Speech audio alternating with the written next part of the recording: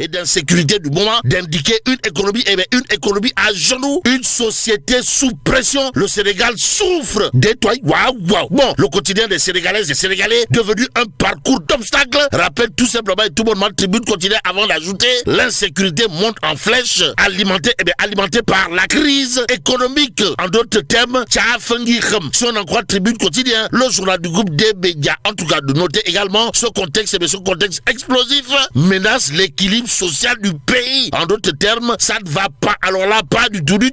Si on en croit Tribune quotidien qui nous renseigne, cherté de la vie, insécurité, une économie à genoux, une société sous pression, le Sénégal, le Sénégal souffre. Et pendant ce temps, Tribune quotidien de s'intéresser au marché des titres, des titres publics de l'UEMOA. Pourquoi faire? Pour nous apprendre que Ndeketeyo, le Sénégal, le Sénégal a levé plus de 192 milliards de francs CFA. Waouh. Bon, pour cette émission, 175 milliards de francs CFA ont été mis en adjudication. Précise bien entendu Tribune. Mais le Dakarois quotidien, d'évoquer une économie sous les bouquis. Bon, premier semestre 2025, financement sur le marché de l'UEMOA, le Sénégal, le Sénégal triple sa dette selon les données publiées par l'agence UEMOA titre. Notre pays, a levé 1262,5 milliards de francs CFA, soit une hausse vertigineuse de 267%. Bon, restons avec le Dakarois quotidien qui affiche la réaction au vitriol de Maître Aïssata Tall Sall. En tout cas, Maître Aïssata Tall Sall défie Sonko. Voilà ce que nous renseigne le Dakarois quotidien. Le journal en veut pour preuve ses propos Kourbaïfal et Mbolé Bouride, à savoir s'il cherche une opposition, la voilà. Voilà pourquoi l'As quotidien s'intéresse justement à la réplique cinglante réplique, pour ne pas dire la réplique à l'arme lourde de Takoualou. En tout cas, il est question du pavé dans la barre, pour ne pas dire du coup de pied dans la fourmilière, signé Maître Aïssata Tall Sall, d'après l'As quotidien qui n'a pas manqué de dire j'ai pitié de ces gens-là. En tout cas, le quotidien pour sa part, à propos de la sortie de Pros, la porte du bourreau contre la justice, d'évoquer la défense magistrale, pour ne pas dire monumentale et même cathédrale, signé ATS, comprenez, Maître Aïssata Tall Sall. Là aussi, Tall Sall Aïssata a, d'après le quotidien déclaré de mémoire d'avocat, je n'ai jamais vu un gouvernement tenir de tels propos contre la justice. Aussi, si nous rompons le fil de la confiance avec la justice, c'en est fini. C'en est fini de notre République. Voilà ce que martèle également Maître Aïssata Tall Sall dans le quotidien ce matin. L'autre journal qui s'intéresse à cette réaction au vitriol, c'est Les Échos. Échos favorable ou pas. En tout cas, bilan de l'an 1 de la 15e législature, Takoualou tire à boulet rouge sur El Malik Ndiaye, révèle Les Échos au journal de souligner. Ce qu'il y a lieu de souligner à ce sujet, comprenez, les Punkalimamou Kourbaïfal, les Nganimamou Mbolé Bouride, signé Maître Aïssata Tall Sall, à savoir tous les projets dont il se glorifie, tous les projets dont El Malik Ndiaye se glorifie ont débuté sous la présidence de Tafa le progressiste ou l'enfant de Kerba Diabel qui n'a jamais fait et jamais pensé à faire l'école buissonnière. Bon, El Malik confond sa casquette de secrétaire à la communication de Pastef et son poste de président de l'Assemblée nationale, dira toujours Maître Aïssata Tall Sall. Aussi, en relief quotidien, pour sa part, de révéler session parlementaire 2024-2025, Takoualou dénonce des dérives à l'Assemblée nationale. Y a-t-il lieu là de dire Euskei ou Tchei, tout compte fait? Le peuple quotidien d'indiquer à ça une Takoualou sur le fonctionnement de l'Assemblée nationale, une 15e législature à la remorque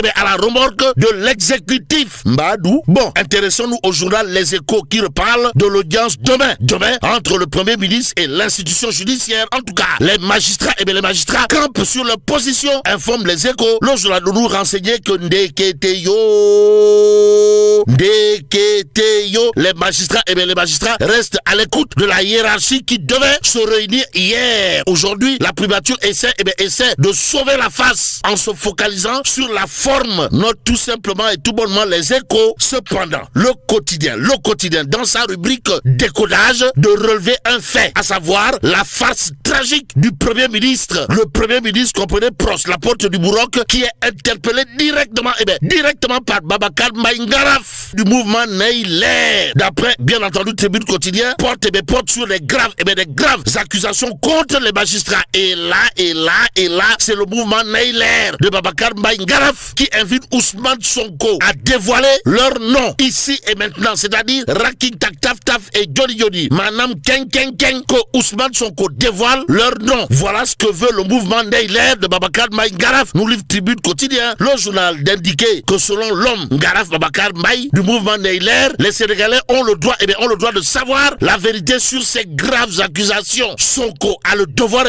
de dire au peuple souverain qui sont ces magistrats corrompus dont il parle. Voilà en tout cas ce que dira Babacar Mbaye Ngaraf du mouvement Neyler. Renseigne bien entendu Tribune Quotidien ce matin, le journal du groupe DBA de nous emmener à la police. Pourquoi faire? Pour nous dire Madiambal Diagne, Magou Diambour, convoqué à la DSC. Ou le box, sommes nous tentés de dire. Que dire à ce sujet sinon ce que soutient l'homme, comprenez Madiambal Diagne, d'après Tribune Quotidien, à savoir, j'y vais sans savoir ce qu'on me reproche. Wayo, on est où là? C'est l'interrogation qui s'imposerait. En tout cas, Libération pour sa part d'indiquer polémique née de l'émission Giancarlo. Le parquet joue les prolongations judiciaires. Et là, on peut lire bien entendu dans Libération, Madiambal Diagne et Ardo Nying à la DSC ce mardi après des postes, sans oublier Zeyna Bamba de l'air convoqué aussi le quotidien. En tout cas, de renseigner convocation à la DSC aujourd'hui, le tour de Madiambal Diagne. En attendant, intéressons-nous à l'Observateur ce matin qui accroche Saliou Samb ou le président du conseil départemental de Mbour. En tout cas, l'homme, comprenez Saliou Samb, dit Koubar, se prononce sur son différend avec Ferdinand Coly. Et en l'état, Saliou Samb de jurer la main sur le cœur avant de dire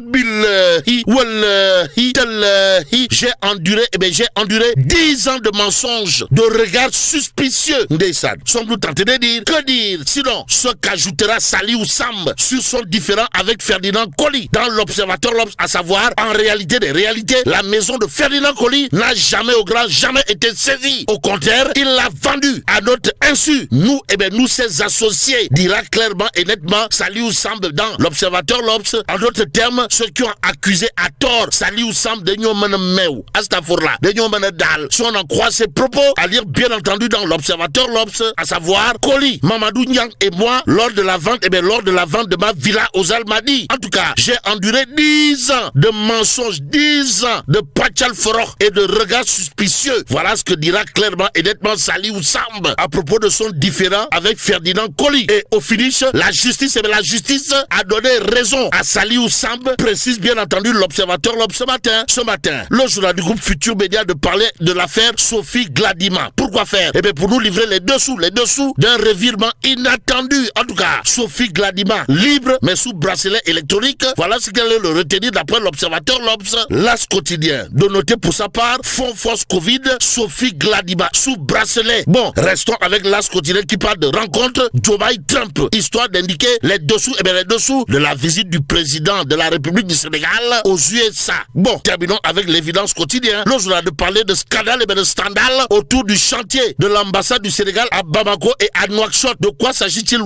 L'évidence quotidienne de parler d'un éléphant blanc de plusieurs milliards de francs CFA. Bon, imbroglio autour de Mam Baba Cissé et Moustapha Ndour. Voilà ce qu'il y a lieu de dire également d'après l'évidence quotidienne autour de ce scandale du chantier de l'ambassade du Sénégal à Bamako et à Nouakchott, aujourd'hui érigé au rang d'éléphant blanc de plusieurs milliards de francs CFA. En attendant peut-être la réaction de gros calibre, mais la tidong de Tchei Allah.